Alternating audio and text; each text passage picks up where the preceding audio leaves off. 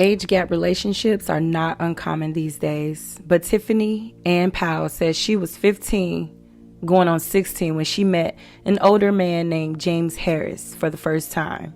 Here's how she describes that meet and what she thought about James. I moved to Canton from Alliance, and me and my brother, we were actually by his house. He had a whole bunch of cars for sale. So it was a 1989 Lincoln Continental, and I was really interested in it. I was like 15, and I was going to be 16, and I guess it was for sale for $400 because there was a lot of electrical work that needed done to it. So that's how I met him. He told me that he didn't want to sell me the car, like with having electrical problems, but I told him, I said, it was just Meyer stuff, like on the inside of the car. Everything on the outside worked, so I didn't care. I just really wanted the car. So that's how I met James Harris. He had like a whole bunch of cars for sale. And then after that day, I went back home, and it was the very next day when he popped up at my door. He made like he wanted to talk about the car, but then he kind of veered off into other things. And at that time, he was a teacher, and he worked at a high school called St. Howard in Akron. And so he wanted to show me his school. So I went with him to his school, his classroom, and there was like this room in the back. And he said he had to go get some supplies or whatever. So I remember going back there with him, and I sat on the desk, and that's when he, tried to kiss me and whatnot. So I kind of, I really didn't know that it was going to basically be all about that. So I jumped down off the desk, and then we kind of just left. But he still kept coming to my house. He was very smart, and after meeting him, after that day, I felt a little awkward, just thinking about where his mind might be with me, and then after meeting him, I heard all kinds of stories through the neighborhood, about that he had a wife and he had this family and just stuff that ways he didn't treat them good. So I kind of got this image about him, you know what I mean? So I looked at him a little bit different, I was a little bit more, afraid of him a little bit, At first he was just all nice, and I just thought he was just like this perfect person, until I heard these stories. But I had never really seen it myself, but it still was in the back of my mind. Though Tiffany said she felt awkward, had heard stories, and was afraid of James, Tiffany would end up having multiple children by him. A man 36 years her senior. Tiffany, with only a 7th grade education, has claimed to be a victim held hostage by the domestic violence cycle she endured with Mr. Harris. When Tiffany, in her words, finally broke free, she went on the run and was forced to live in a van with her children. A nasty custody battle between the two would begin in Stark County, Ohio, where James was given emergency temporary custody of their children in 2013, until a trial would be held to determine their permanent placement. That trial was never had. This is another Anna B. Deep Dive. Please know that this content is for educational purposes and adults only. Viewer discretion is advised. You can always find more information in the description section. Now let's get into it.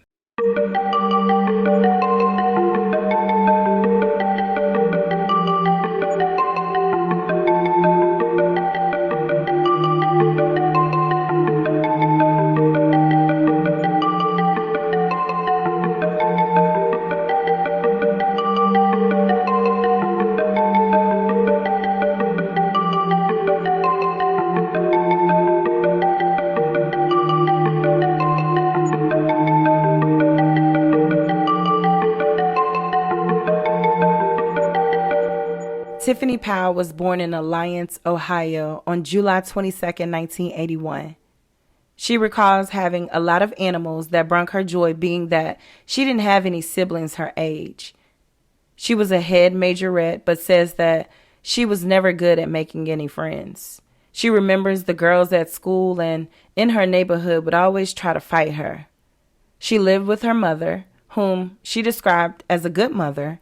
However, she recalled living in a roach-infested house, which created a slight phobia and some OCD in her.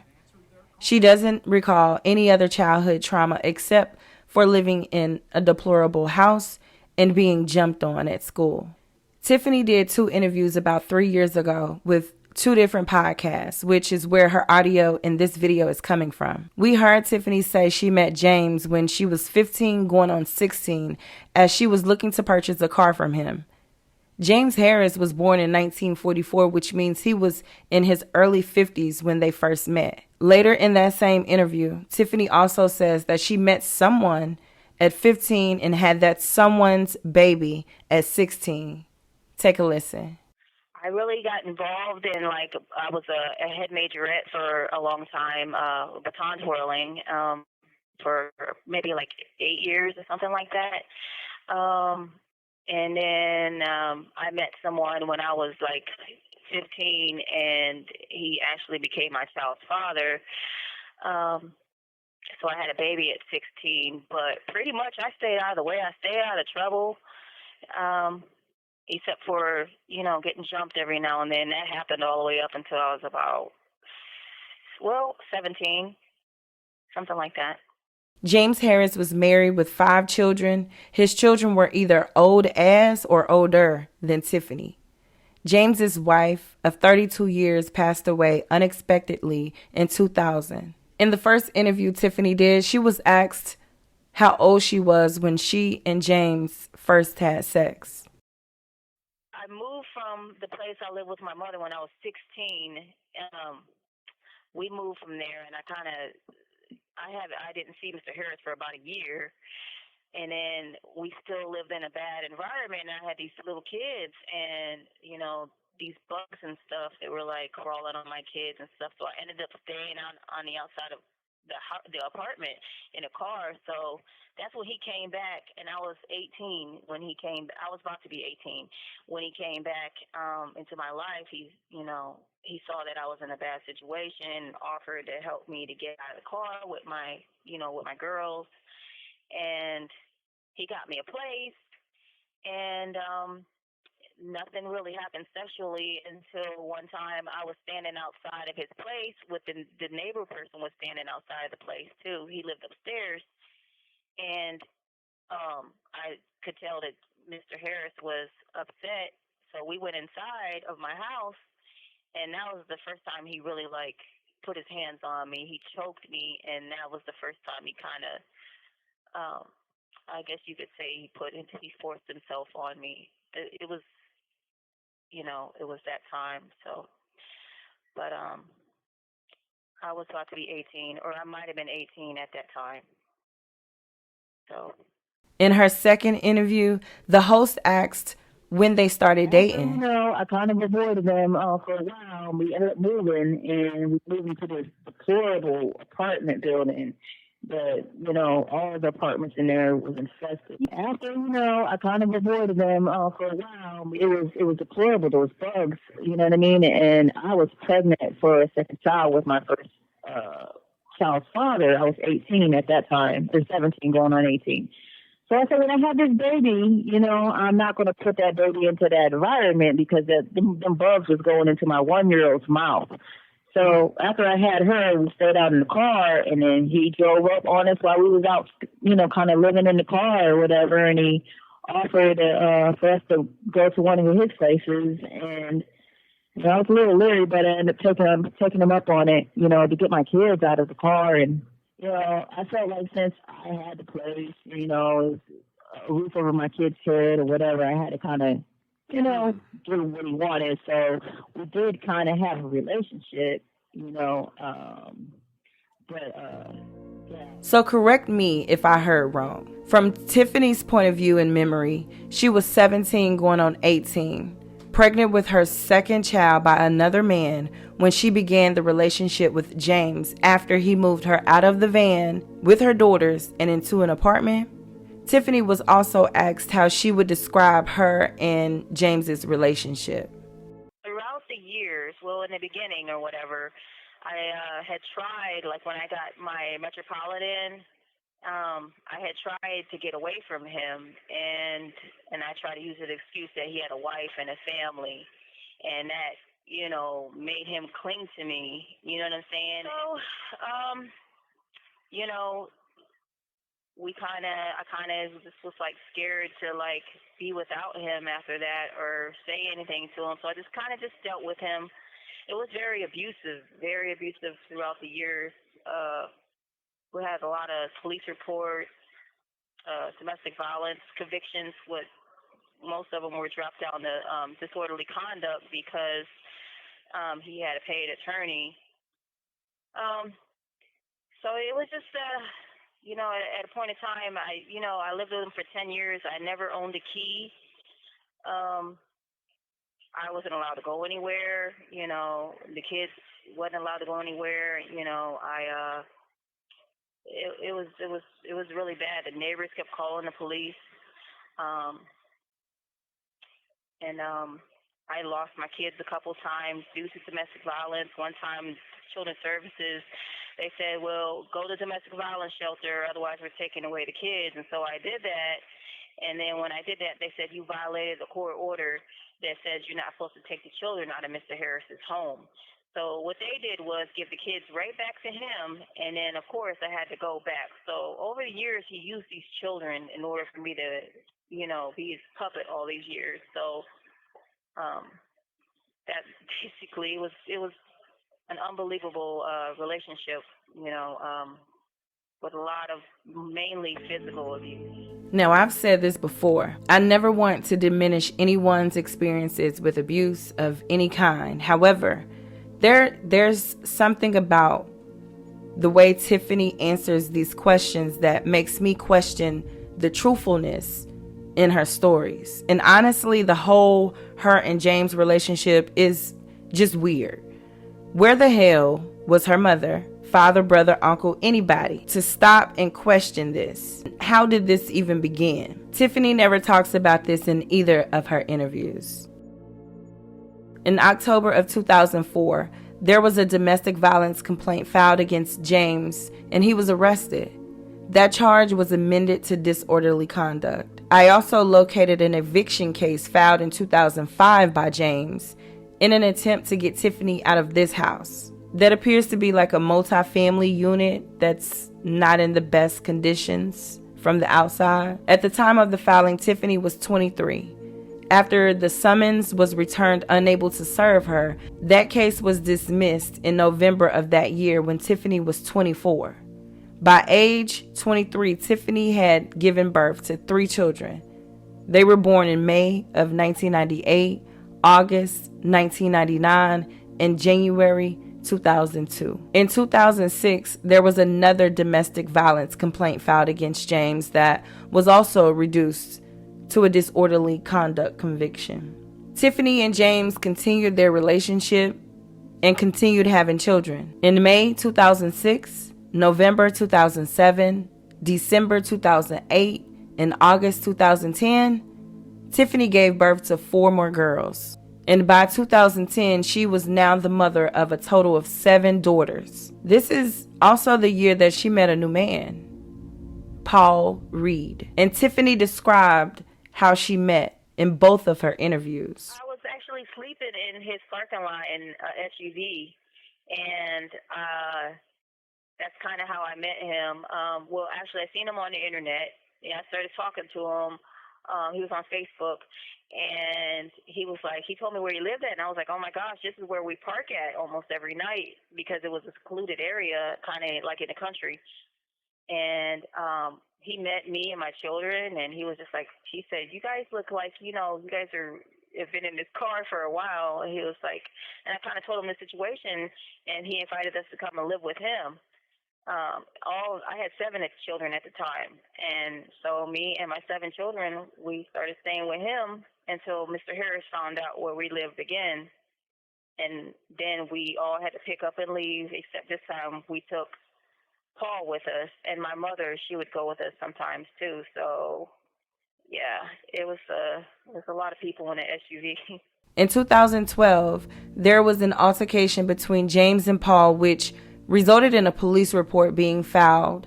The report only stated that Paul said the suspect, that was never named, hit him with a pipe, causing injury over his girlfriend's kids. This is how Tiffany describes what happened in that incident. I think it was in 2013. Mr. Harris, he had my daughters, and he wouldn't let them go. So I came over to the house, and he just, was holding on to him so I could come over there and talk to him.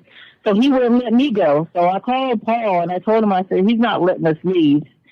So Paul came over, and me and the two girls, we went to get in the car or whatever.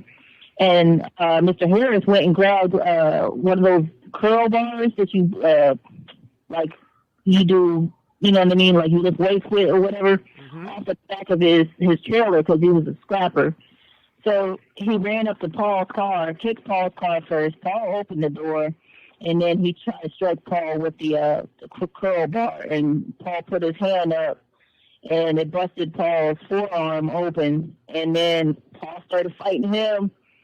And then this guy came that was working for Mr. Harris and broke it up. So, we reported it to the police. I had the actual, what was said. I was recording it on my phone, but you couldn't see anything because I had the phone in my pocket. But I was recording it. We went to the police and made a report. This complaint that was filed by Tiffany and Paul never made it to a courtroom from what I can see.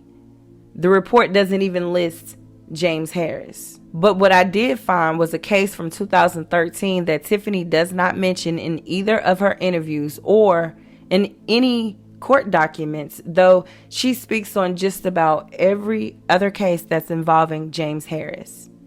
According to a 2013 Canton City Police report, there was a domestic dispute at 1301 Valley Drive Northwest in North Canton on September 2nd, 2013. Two unknown suspects were yelling at each other, but they had left the scene prior to police arriving. While the police investigated the situation, they learned that several juveniles had left the scene as well. They later found the juveniles out in the elements for several hours. After they were checked and cleared medically, the juveniles were turned over from their mother, Tiffany, to their father, James Harris, per a court order. Child Protective Services were also contacted in reference to the juvenile children. Now, initially, Tiffany was charged with 7 counts of endangering children and a few traffic violations. Tiffany entered a plea of no contest. The court found her guilty after dismissing 2 of the counts. She was sentenced to 180 days in jail on each of the 5 counts she was found guilty on. However, the court ordered that all but 30 days of the sentence be suspended on the condition that Tiffany maintained good behavior for 2 years. She was also given credit for 10 days that she spent in jail. Therefore, she only served 20 days. She was ordered to sign up and comply with Goodwill parenting classes, and probation would monitor her progress. I also find it interesting that all 7 of the juvenile children documented on this police report, last names were Harris. The report says that the children were turned over from their mother to their father. All the children's names start with the letter J, except the child that was born in May of 1998 when Tiffany would have been 16 years old. Now, friends, I've seen enough police reports to know that they do make mistakes, but I'm just saying that's a bit questionable. This incident occurred months after James sought assistance from an attorney to get legal custody of his children in July or August of that year, 2013. A judge had granted James's emergency motion and temporarily ordered that the children be in his custody. So it looks like if this incident that occurred in September had not occurred, that court order wouldn't have been enforced because Tiffany would have continued to leave her kids out of school, jumping from place to place, living in her car to evade James. And at the time, these children were 3, 4, 5, 7, 11, 14, and 15 years old. A trial date for May 5th, 2014 was set to determine the issue of legal custody in regards to Tiffany and James's children. The trial It never occurred because James Harris died on April 26, 2014. You know, I wasn't the best mother staying in a situation like that. I tried to leave. I probably went to the domestic violence shelter like 3 times.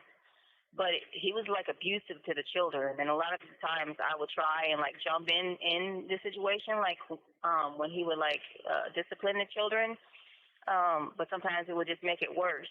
You know what I'm saying? So I had to pick and choose, but at a point in time, you know, I jumped in every time because, you know, the kids were asking me, you know, why I didn't, you know, do something from the beginning, or, you know, coming between them and stuff like that. And I just, you know, I grew tired of it. So the last situation I had with him was he was beating my child, and I came from the other room and saw him hitting her with a belt with a buckle end on the end of it, and he split her shoulder open, and she was like, "Mom, why didn't you help me?" But I ran in there as soon as I could, and that was when we started running from him, and we lived in a vehicle for about 4 years. We would settle down to a house, and then he would find us, and we just had to keep picking up and leaving. We even went to Joliet, Illinois one time, and he filed for custody again.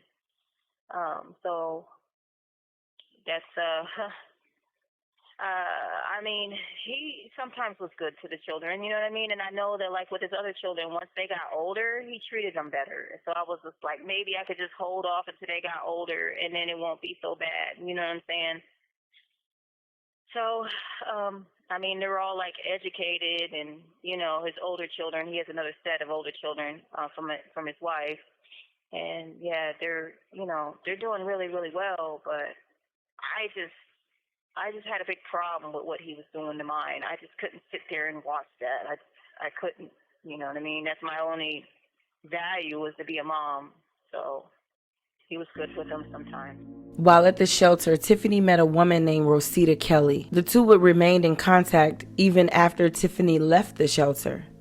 And on February 16th, 2014, Tiffany contacted Rosita on Facebook, and again on April 22nd, 2014, asking if she wanted to make some money. After Rosita said yes, Tiffany told her to contact her on her cell phone. Tiffany offered to pay Rosita $100 if she would lure James Harris to a location. That location was the home that Tiffany and Paul had recently moved into. Rosita said that the purpose of the plot was to entrap James into violating a civil protection order that would help Tiffany regain custody of her daughters. Rosita agreed to help Tiffany. When she did, Tiffany replied via text, "Yay, I'm getting my babies back. I mean, with your help, of course. Thanks." Rosita would later learn that there was no protective order in place. On April 26, 2013, Tiffany and her boyfriend, Paul Harris, picked Rosita up in a van around 4:20 p.m. They drove to James's garage so that Rosita could make an initial contact with James, parking down the street from the garage to make sure that they were not seen. Rosita got out. James was not there, but she did speak with an acquaintance of James who gave her his cell phone number. When she got back in the van, the three of them rode around while she tried calling James on a phone that Tiffany had provided. It was a track phone. Eventually, James answered the phone, and Rosita talked to him shortly, telling him that she had a washing machine and a car that she wanted to sell to him. James had a passion for collecting cars, and we already heard that he sells them as well, and that's how Tiffany initially met him. As Rosita is talking to James, both Tiffany and Paul are mouthing information to her to tell James, who agreed to meet her later that evening. Rosita had lied and said that James would be meeting her at her house. Rosita, Tiffany, and Paul went back to the house, parked around the corner so that the van wasn't spotted, and waited in the garage for James. While awaiting his arrival, James had called, stating that he was on his way. James had called and asked his only son, who was in his 20s at the time, to ride with him to check out this potential new addition to his car collection and a washing machine, giving his son a call around 8 p.m. After his son agreed, James was there 20 minutes later to pick him up. Also riding along were James and Tiffany's 5 daughters. James had called that track phone again when he made it on the street, but was having trouble finding the house. At that point, Rosita went outside to meet James. When they arrived at the location, Rosita was standing in the driveway.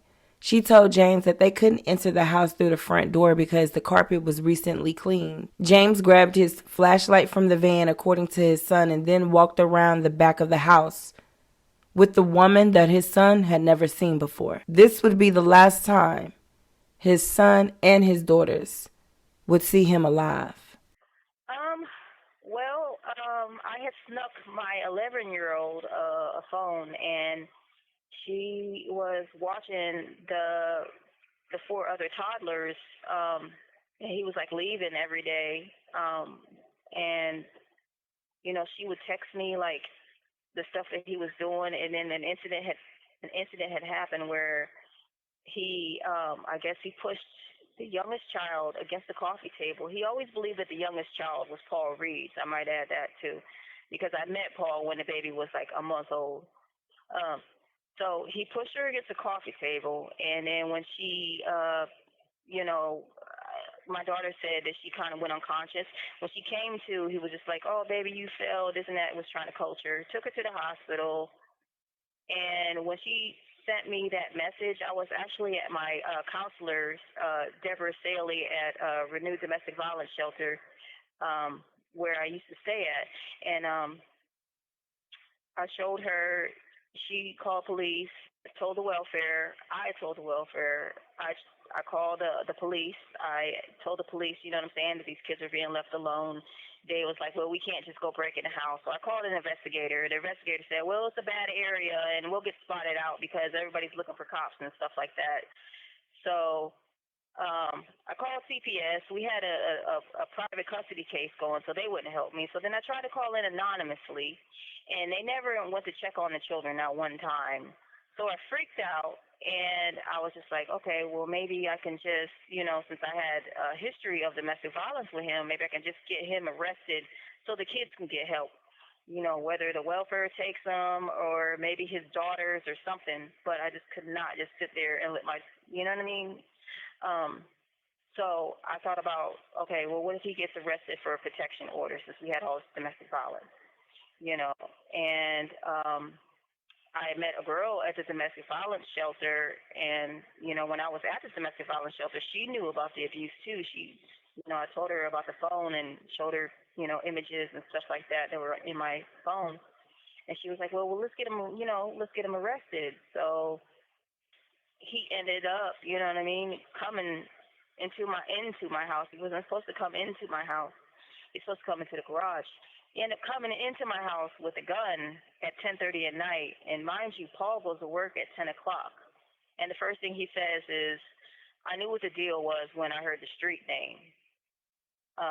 So I immediately pick up the phone, call police, and they started fighting over the gun. And the police told me to get away from the fight, and I did.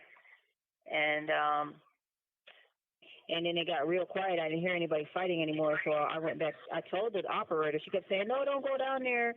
And I told her I had to go down there because I didn't hear anything. So I went downstairs, and that's when I seen Mr. Harris laying on the floor. And like Paul was, he kept repeating over and over again, please don't be dead, please don't be dead. And Mr. Harris was like still like moving, so he had died. So mind blowing to me to know that somebody can kill somebody with their bare hands like that. I'm kind of upset with my co-defendant because how do you not know if somebody's life is slipping out of their body? You know what I'm saying? I don't know. I don't know. It's just a bad situation, and I have a little resentment towards him because of it. After James's son had waited about 20 minutes in the van with his little sisters, he walked around the back of the house. It was pitch black. He called out to his dad, but got no reply. He then called his dad's cell phone, but he didn't answer. There was no car at the house either. At this point, he's starting to get suspicious and concerned. He then walks back to the van, and now he sees police pulling up. The police told him that they were responding to a reported disturbance. The next thing James's son saw was the police bringing Paul Reed and Tiffany Powell out of this house. He was shocked. I mean, wouldn't you be? Tiffany was the last person he had expected to see. According to Rosita, she led James to the back of the house. They entered the back door, which led directly to the basement. She then led James down the basement stairs. When they made it down, Paul Reed immediately hit James in the head with a pole. When that happened, Rosita said she immediately ran up the stairs, ran outside, and hid in a neighbor's yard. She watched as the basement lights turned off, and then she watched as the police lights arrived on scene. When the police got there to the basement, 69-year-old James Harris was unconscious on the basement floor. He had no pulse and was eventually pronounced dead at the scene. 2 days later, an autopsy determined that his cause of death was blunt force trauma to the head, and the manner of his death was a homicide. The medical examiner counted at least 15 separate points of impact to his head. His brain was swollen and there was bleeding present around the outside of his brain. He had bruising on his thigh, left forearm, lower back, upper back near the shoulder blade, and the base of his neck. There were clumps of James's hair on the basement floor. He had many contusions and abrasions to his face and forehead. It appeared that James had no defensive wounds. There was no evidence that he had fought anybody immediately prior to his death, which pretty much means that he didn't even see this attack coming and had no opportunity to defend himself. There was also a gun next to his body. Now, could you imagine being those children waiting on their daddy to come out, but then they see their mama appear and never seeing their father again? And of course, Child Protective Services would again be called, and these children would again be displaced, going through the system. Tiffany and Paul were taken in for questioning. What happened tonight? Today, we've been there for like 3 weeks, and we've been washing our clothes, and we just decided, because You've been on Monota for 3 weeks? I came from a domestic violence shelter and went to there. But both me and Paul, like when I came out of the domestic violence shelter, I stayed out in the car for about a week, so we had a lot of clothes and stuff. So I asked him if we could wash clothes, and we were... Well, you asked who if you could wash clothes. Paul. I'm scared of basements, so I had him to put the clothes in the washing machine. To come over tonight and put the clothes in the washing machine? Well, he's there every night. It's just that I asked him to... Tonight, because you were afraid to go in the basement, you asked Paul to go downstairs? Yeah. Okay. And tonight was the first night I ever was in the basement. So he was down there, and he kept talking, and I kept saying, I can't hear you. And I left the back door open, and I started to go down the stairs, and I didn't exactly see who came through the door. And then I kind of got around the corner, and I said, around the corner in the basement? Yes, I said, somebody's in here. And he started coming down the steps. He must have saw me from the bottom because the light was on down there. Who must have? You got to use names. I'm sorry. That's okay. James Harris. And then Paul, James Harris said something. I can't remember exactly what he said, but Paul grabbed him, and he was like, what did he say? He said something about, get off me, man, get off me. And then I went up the stairs and called, and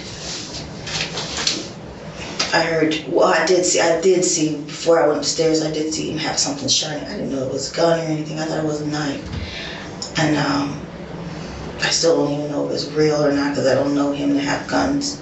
Well, but anyway, I saw him have something silver, and then I went upstairs, and then I called the police, the 911, and told them, and I just heard them, and I was like, well, I want to go down there, and they kept saying, don't go down there, don't go down there.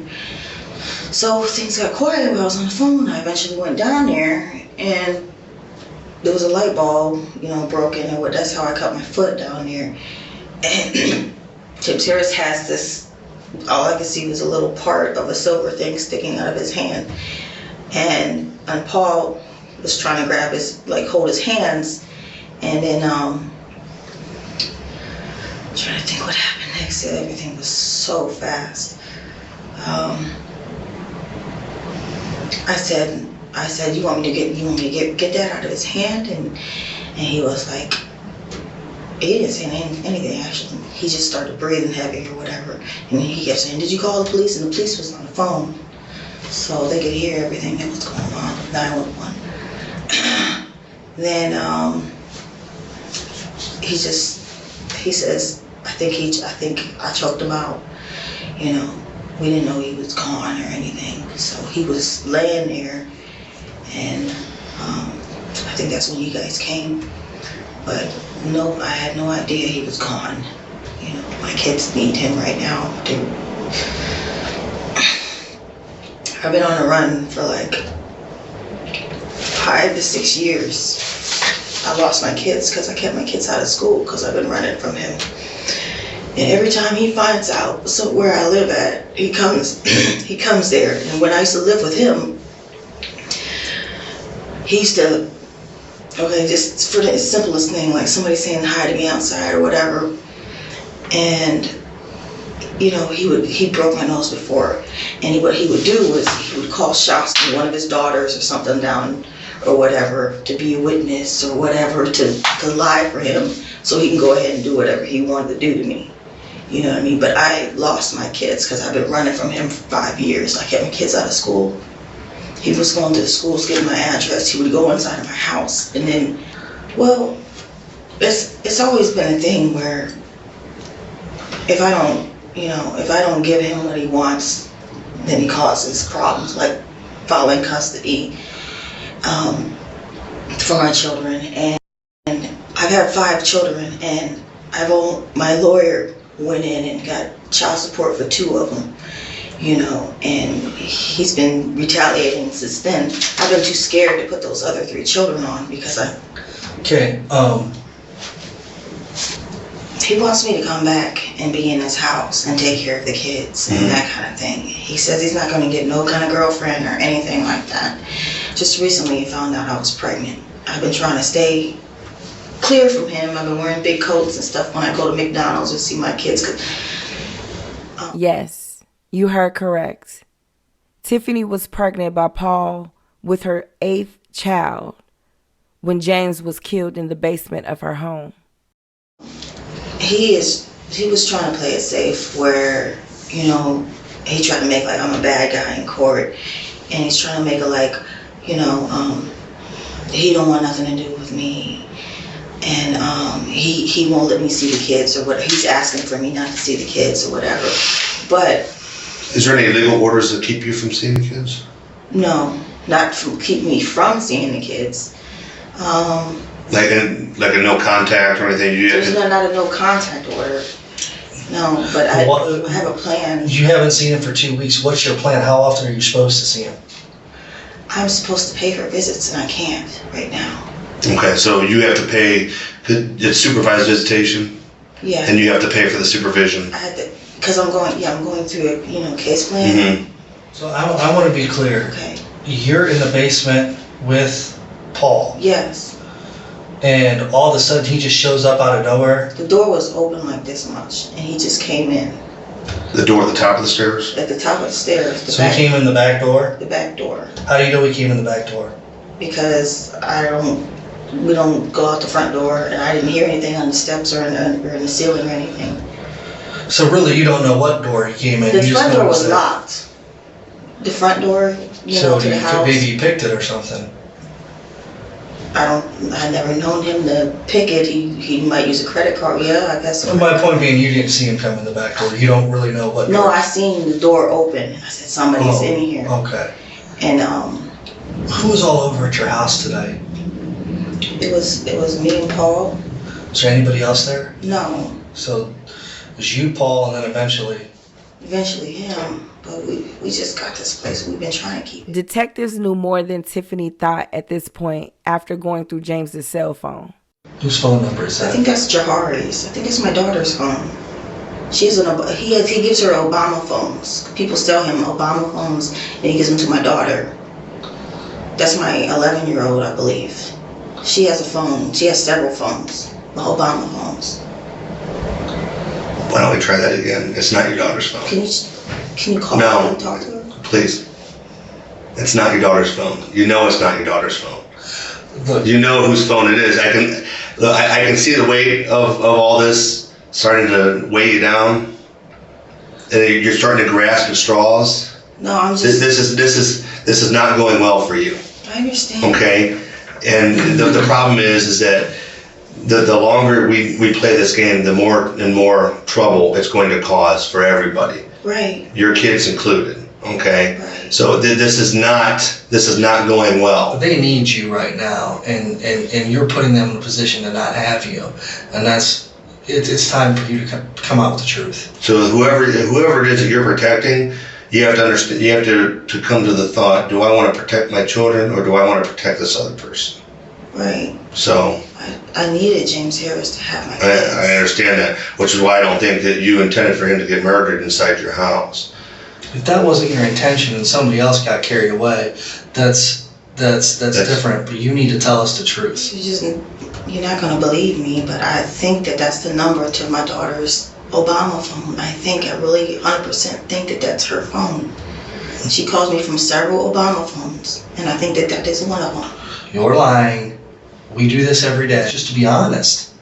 I almost called you baby. I'm just still used to talking to him, but I'm having a baby pretty soon. I didn't want none of this. I'm sure you I didn't did. want him coming to the house. I didn't want him knowing my address. What happened? What's the truth?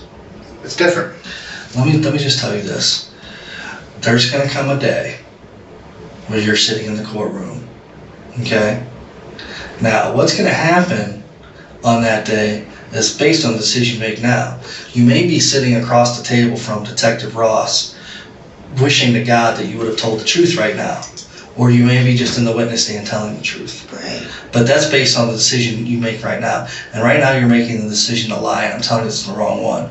And I can't tell you how many defendants I've talked to in situations like this where I've said, you're going to be so sorry if you don't tell us the truth right now. Right. Well, has there ever been a case where they were telling the truth? And No.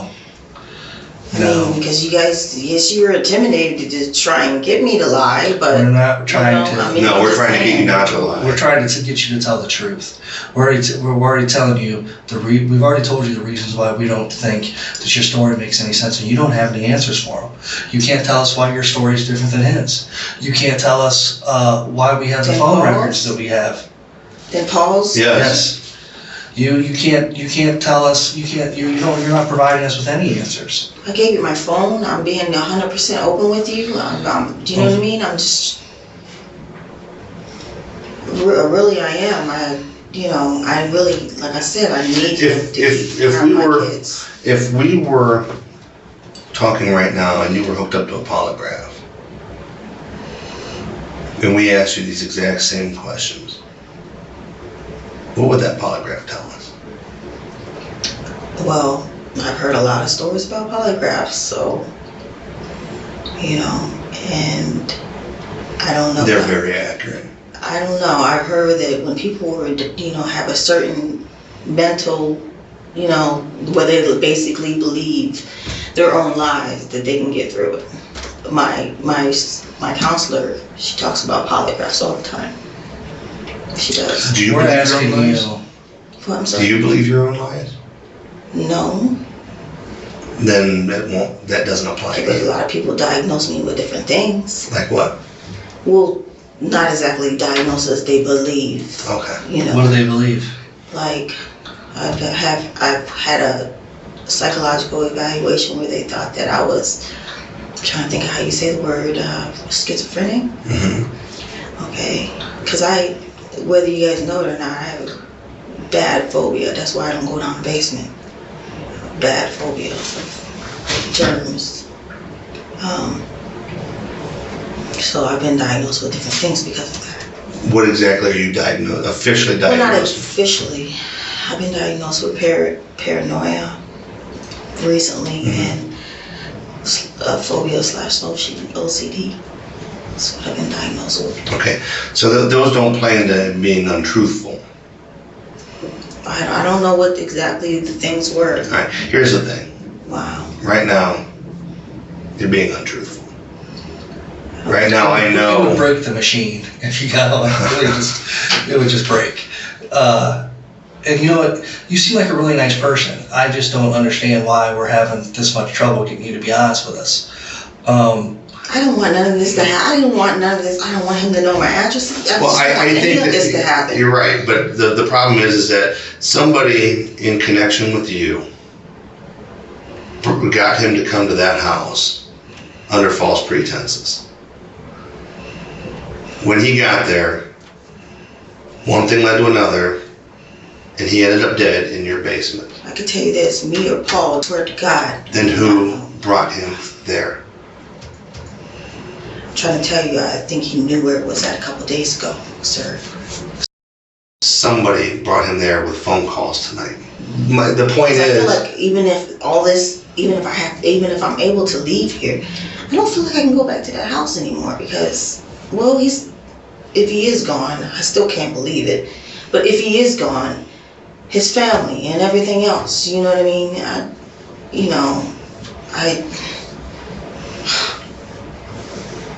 I really. okay, well, we're gonna go. We still have more people to talk to, but I really hope that you reconsider telling the truth because Can I say this to you real Sure. quick though?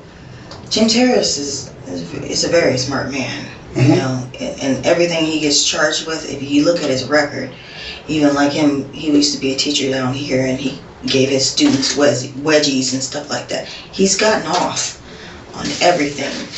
Okay. Even, I mean, not off, but you know, like my domestic violence, knocked down to a misdemeanor, whatever, or not a misdemeanor, but disorderly conduct. Now, you know, and just like the situation where I was trying to tell you, where when me and him we get into a physical fight, he called down his daughter to be a witness. Mm-hmm. You know what I mean? To cover his ass. Well, the problem is that he didn't do that tonight. That's what I'm thinking. Jabari. Wasn't The Jabari. whole situation with Jabari, why Jabari was there, and I think that his plan went wrong. I've been sitting in here thinking that maybe he came there, you know, was just going to go ahead and just kill me. Didn't know Paul was there because Paul, like I said, parked his car way far away. Mm-hmm. Came there to just kill me or talk to me or something to get me back there.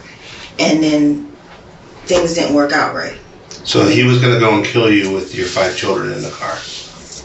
That's a cover-up. I've been sitting here thinking about it. I think that's a nice try, a nice effort on your swear to part. God. I don't believe it. I'm trying. And he was lured there, and we're going to. By the end of the night, we'll have a name. And you are going to be in trouble along with that person that we. Just keep in mind that he's not an innocent man. Okay. Now it was time to see what Paul was about to say. We just got done talking with Tiffany throughout the last. Is she okay? She's fine. She's been having really difficulties. Like, we think anytime now. Okay. Yeah, she looks like she's ready to pop. So before we get started, I just want to let you know of your rights, just so that everyone's under the understanding we're on the up and up. We're not here to do anything wrong. Basically, I'm just going to ask you, tell me about what happened tonight. I don't even know. It was like, I don't know if he followed us home or something, because we've been running from him for a while. You know, we went to different. When you say him, you mean James Harris. James Harris. Okay. We've moved in so many different places, you know, and each time he finds us, and I'm always trying to be careful, don't follow me or whatever. Tonight we were out. And why is it you guys are running from this guy? He's like he's obsessed with her. That's his ex. You know, they have kids together. You know, I mean, like I said, he's an older guy. She's a younger girl. You know, I understand. You know what I'm saying? I kind of understand, but he's been obsessed with her for the whole time, and that they're going through this thing with these kids, the other kids, their kids or whatever. Like he came and like. I said he illegally got custody of the kids. He lied and said that he had the kids already, but he didn't have the kids. But then he brought the police over to the house. This is in North Canton to get the kids or whatever. Now, you know, he went through all this court proceedings without, you know, telling anybody and got custody of the kids. And this has been going on. And I think he just recently found out that she was pregnant. Like she's been hiding it, you know, from everybody, whatever, because she doesn't want them to know. And I think he recently found out, and I don't know, I think that's when he must have filed us home or something, I don't know. She's got OCD. We go through a lot of different rituals to get inside the house, to do all kind of things, okay? If you went there, you see stuff in the sink, you know, like bags of clothes. If you go in the house, there's no clothes in the house because in their mind they're dirty. Thank you. They have to be washed. I was going in the basement, going to wash clothes or whatever. We had clothes in the wash. I was gonna go and move them to the dryer, and that's when I heard the noise. I didn't know if it was her or what was going on because she's been slipping in the tub and stuff, you know. Sleeping in the tub? Slipping, okay. like falling. Okay. I just wanted to make sure she didn't fall or whatever. I didn't know what was going on. I just ran upstairs and here he's coming. He's coming in with the fucking gun, coming down the stairs, and like, what the fuck, you know? I didn't know. I'm just screaming, calling cops, calling. We're fighting in the basement. Okay, no, but when you first saw him, where were you? Coming up the stairs. How far? Where on the stairs? I don't know, maybe midway, not even. Where was she at? I was running. I don't know, I thought she was in the garage. I didn't know if she was in the garage or if she was in the house. I was in the basement. She does her little ritual things, and sometimes, you know, you never know what she's doing. I was going downstairs to change some clothes over from the washer to the dryer that we had put in there previously when we left. And I just saw a guy coming in the back door with a gun. Okay. I didn't even realize who it was until after, you know what I mean? I didn't even realize I was just fighting. Right.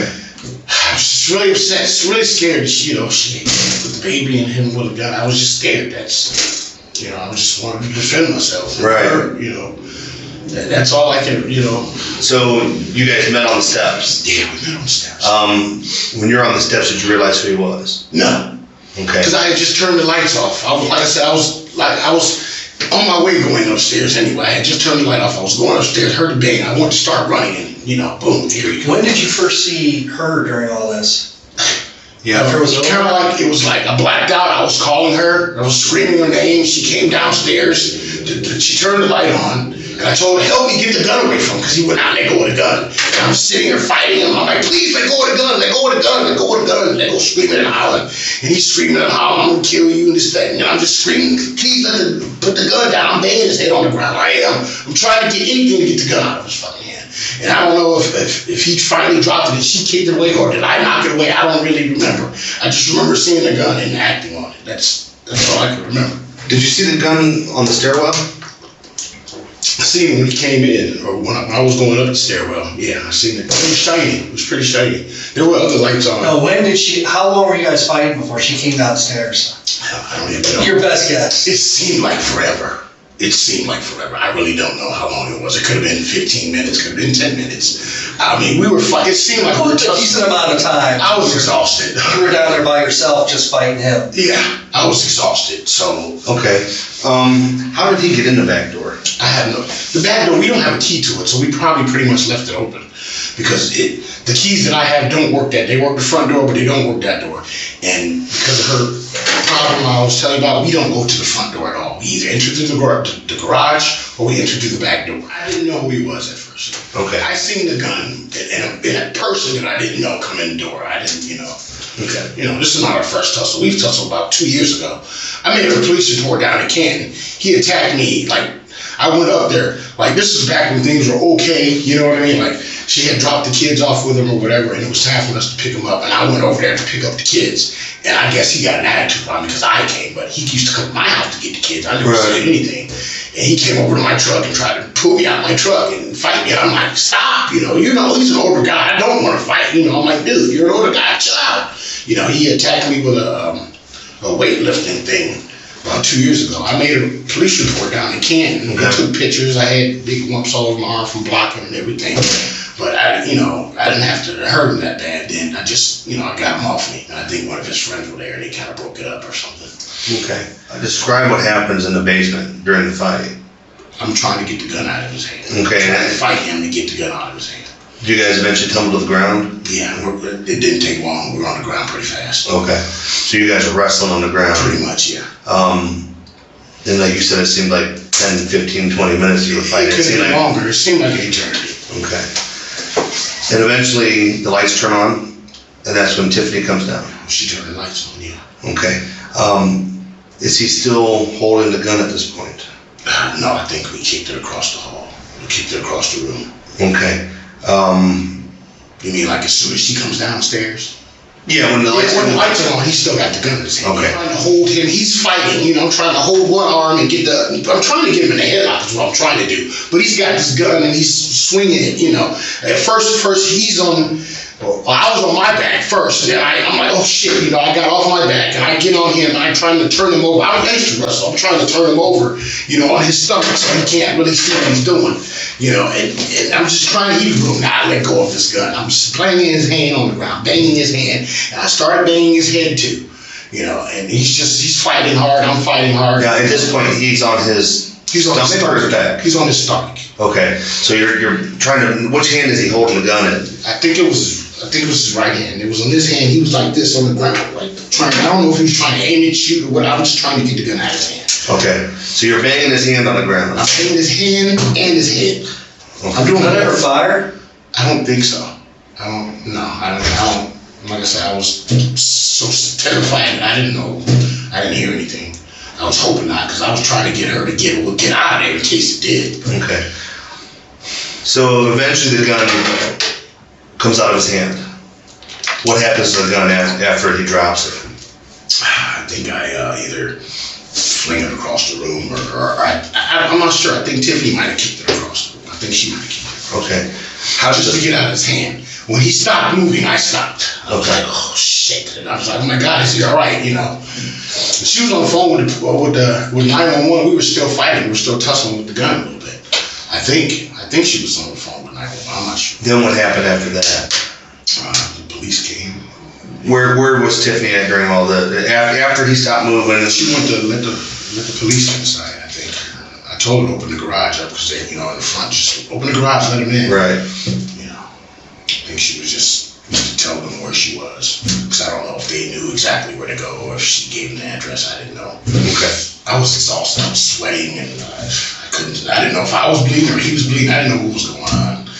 But I got blood all over me. It was all over the floor. I got all, because we were out. Like I said, I was on my knees too. I was on my knees trying to, like I said, we're on the floor tussling.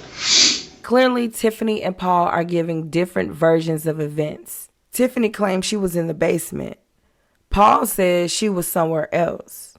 And Tiffany swore she only saw something shiny, but Paul is saying she helped him get the gun from James, and detectives have had enough of the lies at this point. Okay, we talked with Tiffany, and her rendition of what happened is quite a bit different. Is there any explanation as to why? I have no idea. I have no clue. I was in the basement, like I said, so I have no idea. Because, like I said, I was in the basement. She was in the garage or in the house. I don't know if she was. Usually, she has to take a shower before she does anything in the house. I didn't know if she was in the shower or if she was still in the garage doing something. I have no idea where she was at. Who all was in the house with the two of you? Just me and Tiffany. Another female? There was some lady came in with the cops. I don't know who she was. She was plain clothes. I don't know who she was.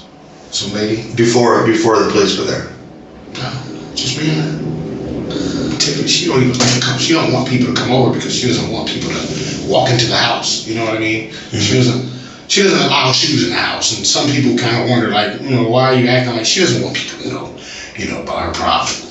When was the last time you guys had the carpets cleaned? Well, right before we moved in. That was it. So a month ago? Yeah, right before we moved in. She wouldn't even go inside until the carpets were cleaned. Here's the thing, man. I'm just gonna break it down for you. We have evidence phone records that shows that somebody lured him over to that house. Okay? Somebody called him and had him. That I have no idea about that at all. Okay, here's the thing. Alright? That has the power to get you in a lot of trouble. Say what? That has the power to get you in a lot of trouble. Okay. A lot. The man coming over with a gun in my house. Hold on. The thing is that somebody called him and brought him to That I have no idea about that. I have no clue about that. Hold on. Somebody called him and got him to come over to that house. He called them when he was pulling up to the house to verify that he was at the right spot. That person came out the front door of that house, met him in the driveway. Then that person walked him around the back of the house, and that's how he got in. See, because now we have people telling us that, then we have the phone to match the calls up to what people are telling us. There was no call from me. No, but there was calls from his phone that match what these witnesses are telling us, so we know it's true. I have no idea about that. Okay, but here's the thing: if he was lured from that house, That had nothing to do with me. They make things a lot different. Terrified of him. She's terrified of this guy. The question is, who was it that was at that house tonight with the two of you that called him to lure There was him? nobody there besides her and I that I know of. Unless, like I said, unless she let the neighbor in. Maybe it was the neighbor. I don't know if she was talking to the neighbor or whatever. She asked people questions about, like, is there any bugs over here? And she's got a problem. You know, she does all kind of different crazy things that most people wouldn't do. You know, I have no idea. You see, when Rosita ran out the house and into the neighbor's yard, she dropped the track phone that was provided by Tiffany, and the police found it. Literally, they went through James's phone, called that last number, and as they're there on the scene, the phone is ringing in the yard. Good news. Detective Ross will be in a second. We found the phone that lured your child's father up there. It was in your side yard, hidden by a fence. We found it. Yeah, it was. We're going to show you. We're going to bring the phone in. We're going to call it. Okay. We're going to show you the phone that we found the phone. You need to tell us the truth now. We have the phone. There's no doubt. He didn't know he was coming to your house. He was lured there, and we can prove it. Yes. My child almost died. I could have died tonight. We can prove that he was lured to your house. We can prove it. There's no doubt. I'm going to show it to you in just a minute. So, and when you see it, you better start telling the truth, or you're going to wind up in prison. That's just how that's going to go. I understand what you're saying. You keep telling me that, but I don't think you do. No, I really understand. But it's always like this. It's always like this. He just, it's just. No. I swear to God, The phone that was in your yard called him today. We have the phone. When we were looking for the phone out there, we called the number and we heard it ringing. It was laying in your yard. In my yard. In your yard. I would like to see the phone because we're going to show it to you. I'm just saying though, me or my child, we could have died tonight, and I'm the one with the finger pointed at. You know what I mean? Oh yeah. And it's always like that. That's why he keeps getting away with all this stuff. It keeps just. He didn't do anything wrong tonight. He didn't do anything wrong. He came to a house to look at a car and got ambushed. A car? He got ambushed. He didn't come to look at no car. Yeah, he did. No, sir, he did not. He did. Hey, John. Yeah. Bring that track phone. He didn't come to look at no car, sir. I swear to God, he didn't come to look at no car. Yeah, he did. You know how many cars he has? I can prove it. He has like 100 I'm about cars. to prove it to you right now. He has like 100 cars, sir. You guys lured him up there, and then you killed him. No, I don't. Well, tell me where I'm wrong. I don't want him gone. I need him to have my kids. Whatever. I really do. Okay. I'm just going to show you the proof. I need him to have my kids. Then I'm going to ship you off to jail. I need him to have my kids. Hi. Just how it's going to go.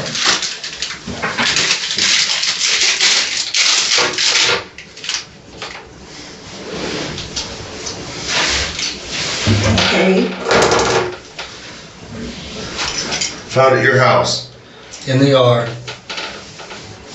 The phone used to call him to lure him to the house. We have his phone.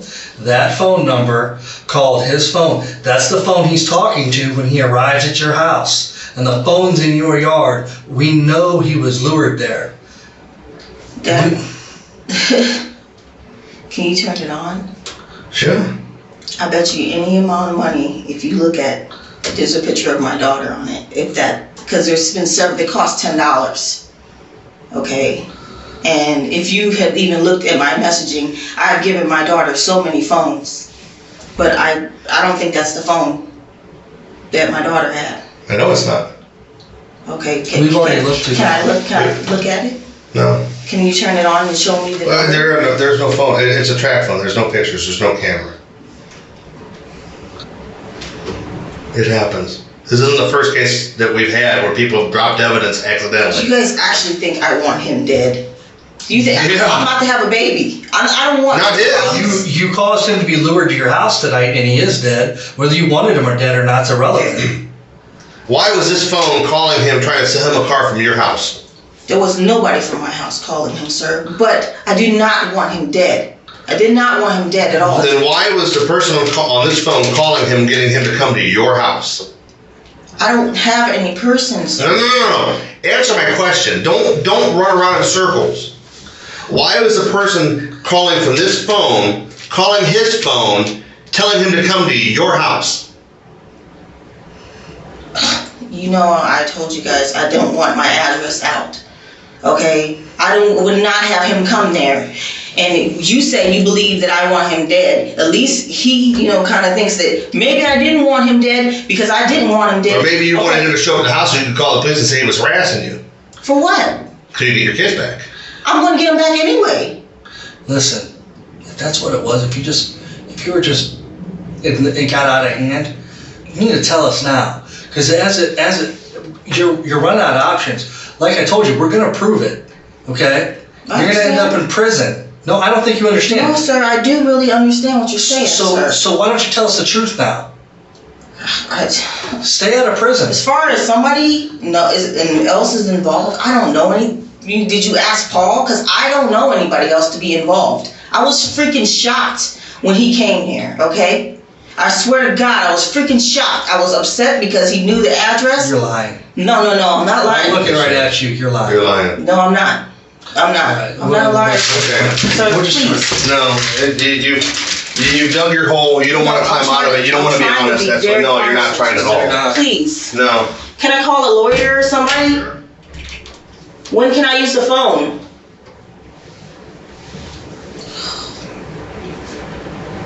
Now it was Paul's time to be confronted with the proof. It's time for you to start being honest. That's what time it is. Check it out, man. If we went back out to your place, try to find you some clothes, you're right, all your stuff's in the laundry. Problem is, we also found the phone. We found the phone. Later, not your phone. We found the phone that was calling that man's phone that lured him to your house. It was laying in the yard. I didn't know about that. Okay? You still killed him after he was lured to your house. I did not know that. I did not. It doesn't matter if you knew it or not. Who lured him there? That's what we're asking you. Listen, I don't know. If You don't have them? I didn't know that he was lured. We're gonna have them. We're gonna have them because we have the phone.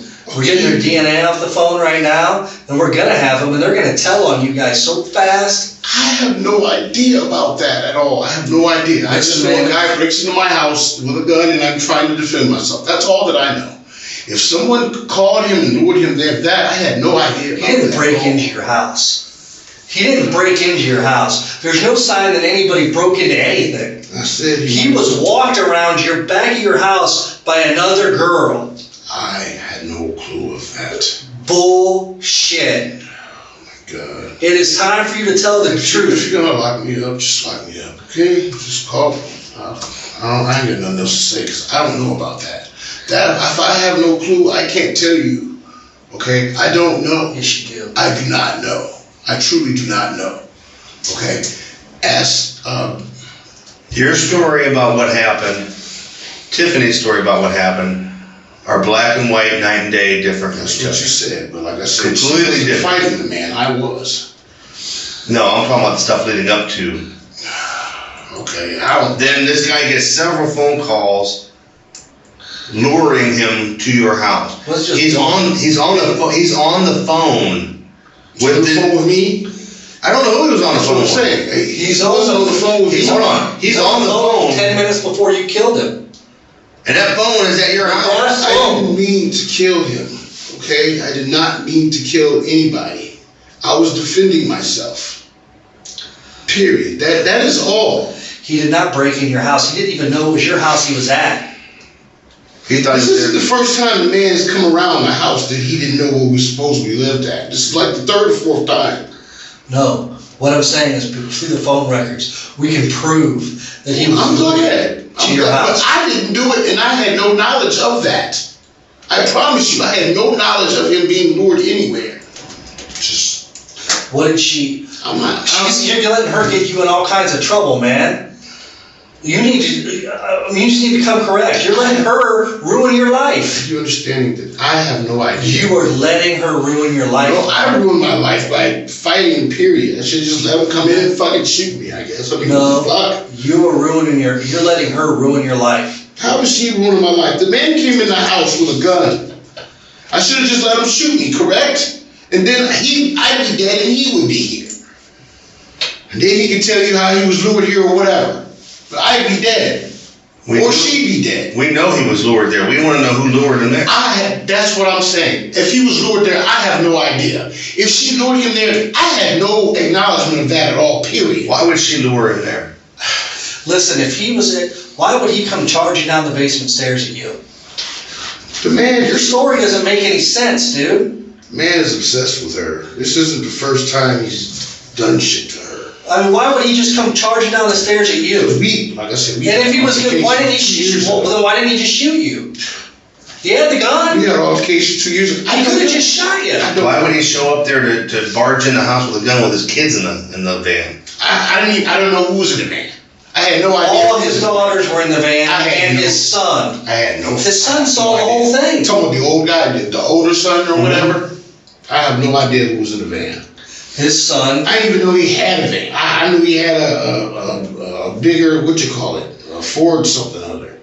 His son saw the girl walking around back the house. Then why didn't he come in? What's that? Why didn't he come in? He didn't come in because he didn't know what was going on. He thought everything was cool. It wasn't somebody he knows.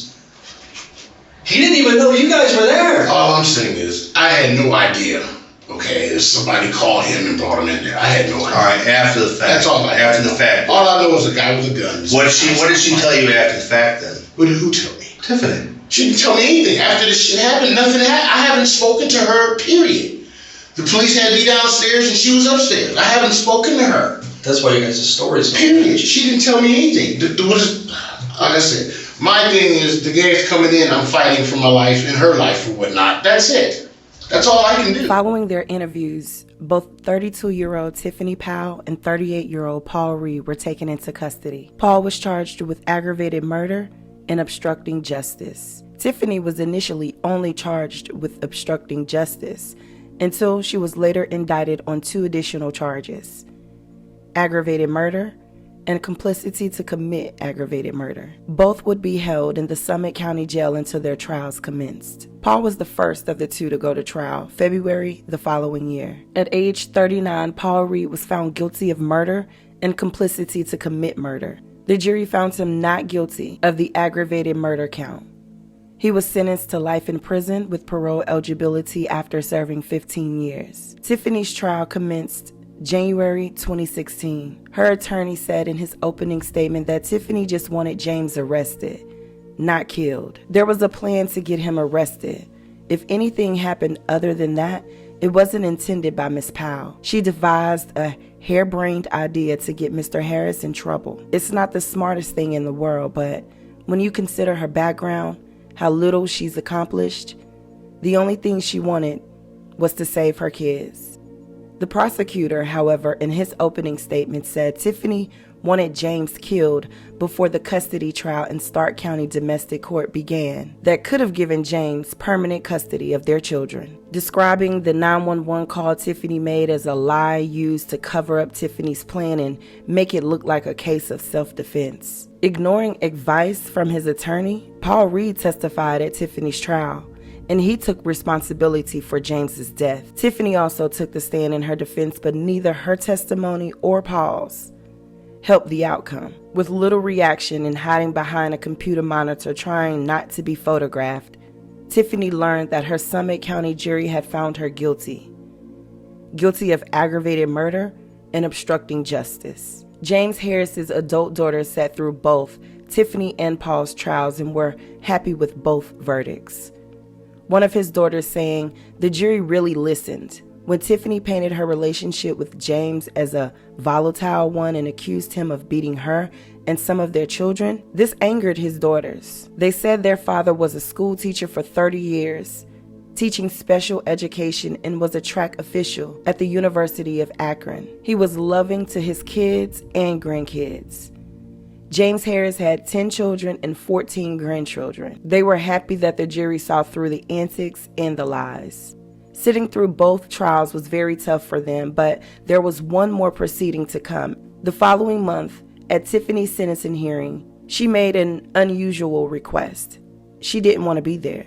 This request sent the attorneys on both sides and the judge in a little frenzy as they were trying to determine if Tiffany could be sentenced without being present. Tiffany ultimately appeared, sitting the whole time rather than standing as defendants normally do. She again was shielding her face with tissue in her hands. She did speak though, saying she didn't want this to happen. "I would never want my children to look at their mom and say, 'You killed Dad.' I had to do something," she said. "It was an emergency. I never would have risked to kill anyone." Her attorney urging the judge to sentence Tiffany to 20 to life, the lowest possible sentence for her conviction. When it was the state's time to argue sentencing, the prosecutor told the judge again that Tiffany had planned to take the life of James Harris. "That's a lie," Tiffany yelled out. James's adult daughter Trina spoke before the court. She said he wasn't at all like he was portrayed during the trials of Paul and Tiffany. She said James Harris, a father of 10, was a loving father who instilled in his children a love of God and an appreciation of education. She said he coached track and started Ebony Stars, a track club for inner city youths. Another daughter, Jamila, said she didn't even plan to speak, but after she had heard Tiffany's remarks, she called her a liar, a manipulator, and a neglectful mother who hasn't accepted responsibility for her role in her father's death. "Now you're a killer," she said. "The only victim here is my father. The tears you see are something for herself." As he handed down Tiffany's sentence, the judge said that she had shown little or no remorse. He sentenced her to life in prison for aggravated murder and 30 months for obstructing justice, with the terms to be served consecutively. She will be eligible for parole after 30 years and 30 months. He said that he thought the consecutive sentences were appropriate because of her danger to the public. Tiffany wasn't thinking about her children.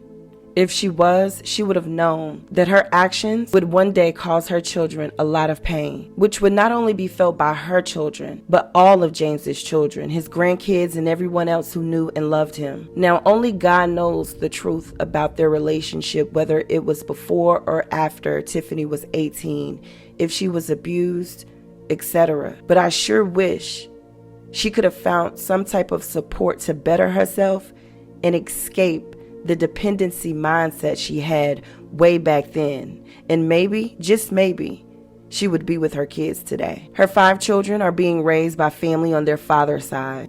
Condolences to the Harris family for their loss, and I pray that all 7 of the girls that Tiffany brought into this world are being surrounded by love and support. Rest in peace, Mr. James Harris.